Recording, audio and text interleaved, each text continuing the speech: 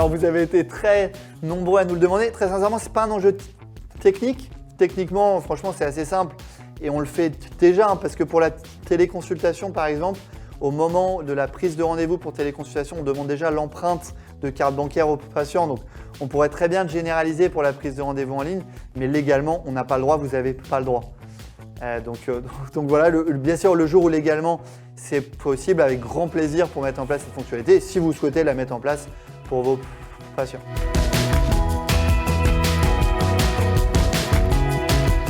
On est déjà quand même assez rude, hein. Je ne sais pas si vous savez, mais 3 rendez-vous non honorés, plus de rendez-vous sur Internet, on a une blacklist manuelle, blacklist automatique.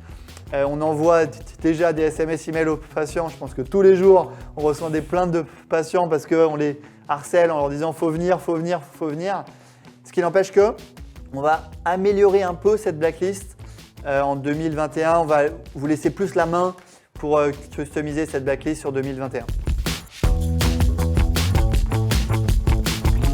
Et écoutez, en fait, sur les rendez-vous non honorés, c'est assez simple. 10% de rendez-vous non honorés en France par an, c'est 100 millions de rendez-vous qui sont non honorés. Donc 30 à 40 par praticien par mois. Donc c'est gigantesque et que vous le savez, c'est une perte sèche pour vous parce que vous payez votre cabinet, votre établissement de santé, votre secrétaire, votre temps. Donc globalement, si le patient ne vient pas, c'est une perte sèche pour vous. Et accessoirement, c'est une perte de chance pour vos patients. Et donc oui, il faut investir à fond sur le sujet. Que vous l'ayez en tête, on a déjà permis de réduire de 60% ces rendez-vous non honorés sur les 7 dernières années. Qu'est-ce qu'on peut faire de mieux? 1, je pense qu'on peut être encore plus fort sur le fait que tous les créneaux annulés par vos patients soient repris.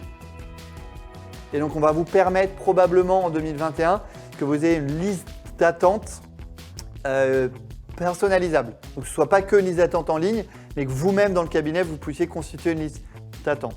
2, on va simplifier l'annulation, mais il faut être sûr que si on simplifie l'annulation, bien sûr, ces rendez-vous soient repris par d'autres patients.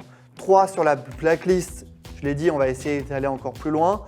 On va communiquer encore plus fortement avec les patients sur leur dire qu'un rendez-vous non honoré, c'est une perte de chance et accessoirement, c'est un manque de respect pour les professionnels de santé.